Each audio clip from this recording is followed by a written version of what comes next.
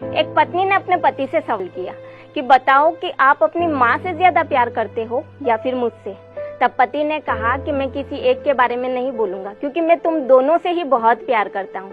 क्योंकि मेरी माँ ने 9 महीने मुझे अपनी कोख में रखा और मुझे इस दुनिया में लेकर आई, और जिस माँ ने तुम्हें 9 महीने अपनी कोख में रखा, तुम्हें इस दुनिया में लेकर आई, तुम उन्हें ही छोड़कर मेरी दुनिया में मेरे पास आई, तो मैं तुम दोनों से ही बराबर प्यार करता हूँ।